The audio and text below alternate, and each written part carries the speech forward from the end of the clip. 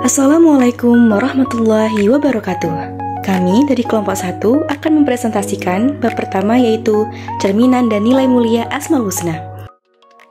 Bab ini akan dijelaskan oleh Andini Dwi Febrianti, Cahaya Indonesia, Nandira Salvazara, Nala Ulimati Sabita, Nirma Mahila, dan Orchidea Ulil Izmi Arini.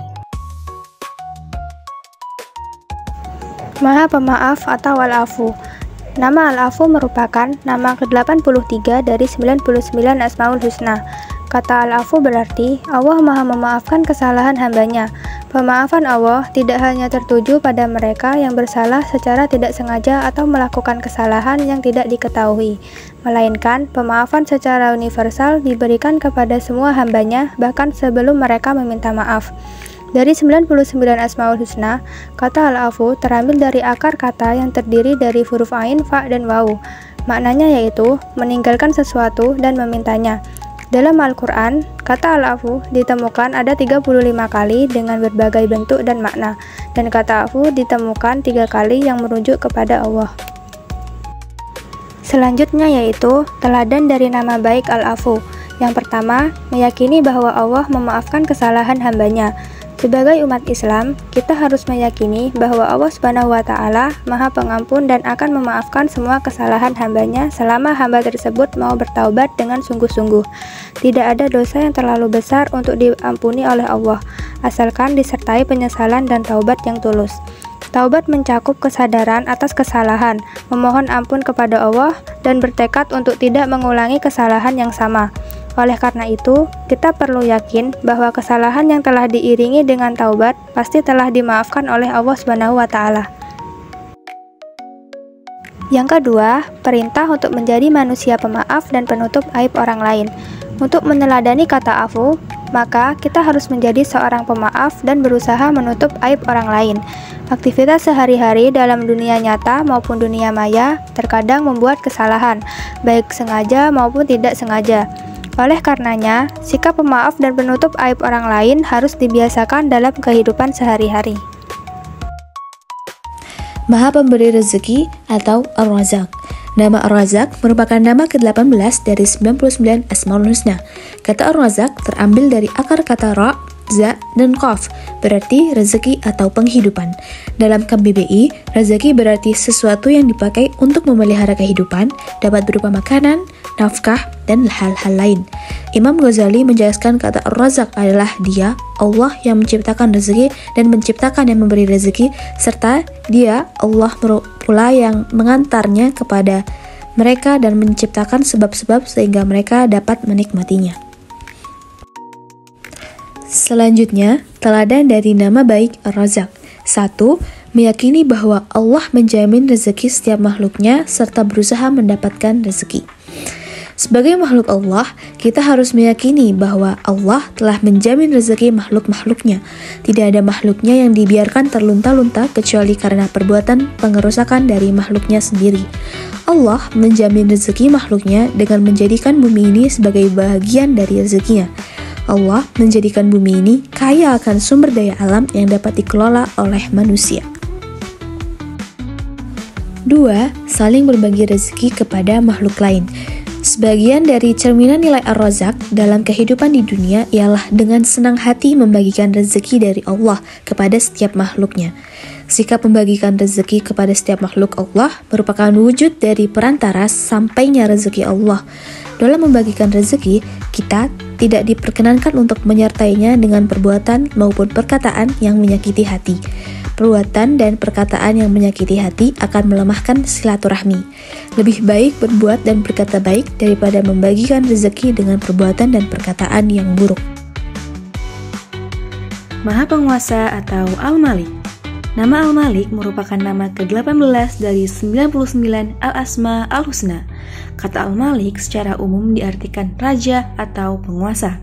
Kata Al-Malik terdiri dari huruf Mim, Lam, dan Qaf, yang rangkaiannya mengandung arti kekuatan dan kesohihan.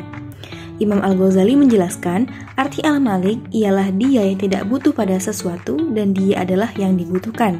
Dia adalah penguasa dan pemilik secara mutlak segala hal yang ada. Hasilnya, Al-Malik memiliki kuasa atas pengendalian dan pemeliharaan kekuasaannya. Adapun teladan dari nama baik Al-Malik adalah: yang pertama, meyakini bahwa Allah Maha menguasai segala kekuasaan. Sebagai umat yang beriman, kita harus meyakini bahwa hanya Allah yang memiliki kuasa secara mutlak atas kuasanya. Tidak ada kekuasaan yang mutlak dari makhluknya, meskipun itu raja ataupun presiden. Keduanya hanya diberikan tugas untuk mengatur dan mengelola kekuasaan Allah secara temporer. Yang kedua, meminta izin kepada pemilik barang dan bertanggung jawab. Keyakinan bahwa hanya Allah merupakan pemilik dan penguasa segala sesuatu membuat kita sebagai hambanya harus memikirkan tindakan yang akan dilakukan.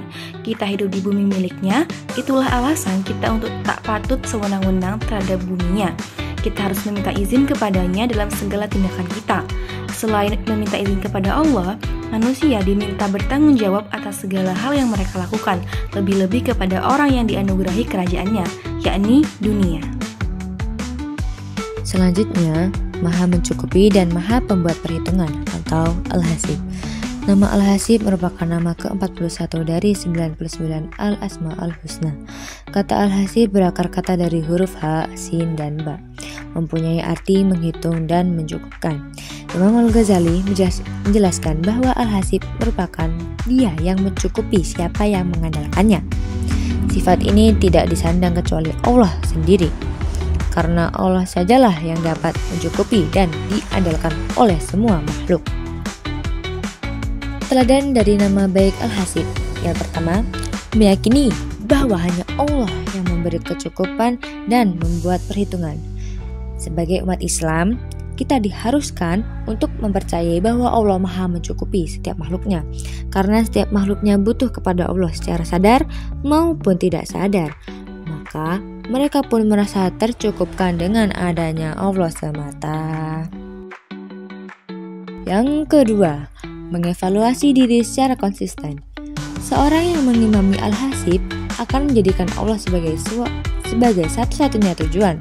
Untuk menjadikan Allah sebagai tujuan hidup, maka kita dapat melewati beberapa syarat, yaitu mengevaluasi diri secara konsisten, mencari hakikat manusia dalam kehidupan. Yang selanjutnya ada Maha Pemberi Petunjuk, yaitu Al-Hadi. Nama Al-Hadi merupakan nama ke-94 dari 99 Asma'ul Husna. Nama Al-Hadi berakar kata dari huruf Ha, Dal, dan Ya, yang berarti tampil ke depan untuk memberi petunjuk dan menyampaikan dengan lemah lembut. Imam Al-Ghazali menjelaskan makna Al-Hadi berarti Dia yang Maha memberi petunjuk kepada makhluknya untuk mengenal dirinya. Kata Al-Hadi tidak pernah disebutkan sama sekali dalam Al-Quran. Akan tetapi dengan padanan kata hadi dan had tanpa alif dan lam, kata tersebut dapat ditemukan dalam Al-Quran. Kata tersebut ditemukan sebanyak 10 kali dalam Al-Quran. Teladan dari nama baik Al-Hadi. Yang pertama, yaitu meyakini bahwa petunjuk Allah adalah petunjuk paling sempurna. Sebagai umat Islam, kita harus meyakini bahwa Allah Subhanahu wa Ta'ala adalah Zat yang Maha memberi petunjuk, dan petunjuk dari Allah merupakan petunjuk yang paling sempurna. Kesempurnaan ini ditunjukkan melalui cara Allah memberikan petunjuk secara bertahap dan sesuai dengan kemampuan manusia. Terdapat 4 tingkatan petunjuk dari Allah. Yang pertama yaitu potensi naluriah, seperti tangisan bayi yang menunjukkan kebutuhan akan ASI. Yang kedua yaitu panca indera, seperti tertariknya seseorang terhadap handphone baru karena melihat tampilannya di media sosial, meskipun kenyataannya tidak seindah yang terlihat. Yang ketiga yaitu akal, yang dimana kemampuan menilai lebih dalam seperti memeriksa spesifikasi dan kualitas handphone sebelum membeli. Yang keempat yaitu agama, yang dimana pertimbangan berdasarkan nilai-nilai keagamaan, misalnya menilai apakah membeli handphone baru itu perlu jika masih memiliki yang lama. Dengan 4 tingkatan ini, manusia dibimbing secara menyeluruh agar dapat membuat keputusan yang baik dan sesuai dengan petunjuk Allah. Yang kedua yaitu membagikan petunjuk kepada orang lain dengan sungguh-sungguh dan tanpa pamrih. Keempat tingkatan petunjuk Allah menunjukkan betapa luas petunjuk Allah atas makhluknya, sedangkan manusia merupakan makhluk yang penuh keterbatasan. Banyak manusia yang masih mendapati dan memahami petunjuk naluri ataupun panca indera, namun belum mendapati petunjuk akal dan agama. Apapun alasannya, manusia memiliki tingkatan pemahaman dan kepekaan yang berbeda. Oleh karenanya, seseorang yang masih dalam tingkatan naluri dan panca indera dianjurkan memiliki sikap berani bertanya kepada seseorang yang lebih mengetahuinya. Dan sebaliknya, seseorang yang lebih mengetahui dianjurkan untuk peka terhadap kebutuhan masyarakat sekitarnya. Maha Pencipta atau Al-Khaliq. Nama Al-Khaliq merupakan nama ke-12 dari 99 Asmaul Husna. Kata Al-Khaliq berakar kata dari huruf Kha, Lam, dan Qaf yang berarti mengukur dan menghapus. Makna ini lalu mengalami perluasan, antara lain dengan arti menciptakan dari tiada dan menciptakan tanpa suatu contoh terlebih dahulu. Nama Al-Khaliq memiliki makna bahwa Allah Subhanahu wa Ta'ala merupakan Maha Pencipta segala sesuatu. Teladan dari nama baik Al-Khaliq. Yang pertama, meyakini bahwa Allah Subhanahu wa Ta'ala menciptakan segala sesuatu dengan sebaik-baiknya.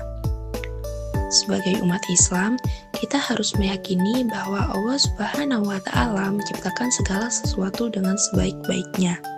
Tidak ada ciptaan Allah yang tidak sempurna, kecuali makhluknya menganggap dirinya tidak sempurna. Yang kedua yaitu motivasi berkreasi dan inovasi. Setelah kita meyakini bahwa Allah menciptakan segala sesuatu dengan sebaik-baiknya, maka perilaku yang dapat menunjukkan cerminan terhadap Al-Khaliq ialah kreatif dan inovatif. Yang selanjutnya, Maha Bijaksana atau Al-Hakim. Nama Al-Hakim merupakan nama ke-47 dari 99 Al-Asma Al-Husna. Kata Al-Hakim berakar dari huruf Ha, Kaf, dan Mim, berarti bijaksana. Nama Al-Hakim menunjukkan bahwa Allah Maha Bijaksana atas segala sesuatu. Dengan kebijaksanaannya Allah memberikan manfaat dan kemudahan makhluknya, atau menghalangi dan menghindarkan terjadinya kesulitan bagi makhluknya. Tidak ada keraguan dan kebimbangan dalam segala perintah dan larangannya, dan tak satu pun makhluk yang dapat menghalangi terlaksananya. Kebijaksanaan atau hikmahnya, Imam Al-Ghazali menjelaskan kata Al-Hakim dalam arti pengetahuan akan sesuatu yang paling utama, karena dia mengetahui ilmu yang abadi dan hanya dia yang mengetahui wujud yang mulia. Teladan dari nama baik Al-Hakim. Yang pertama, meyakini bahwa Allah Maha Bijaksana atas segala sesuatu. Sebagai umat Islam, kita wajib menerima segala hal yang telah diberikan Allah kepada kita. Bahkan kita harus berpikir positif dalam memahami kebijaksanaannya. Lalu, bersifat bijaksana. Sifat bijaksana merupakan selalu menggunakan pengetahuan dan pengalaman serta pandai berhati-hati apabila menghadapi kesulitan dan sebagainya. Sifat ini tidak bisa timbul jika seseorang tidak memiliki keluasan dan kedalaman berpikir.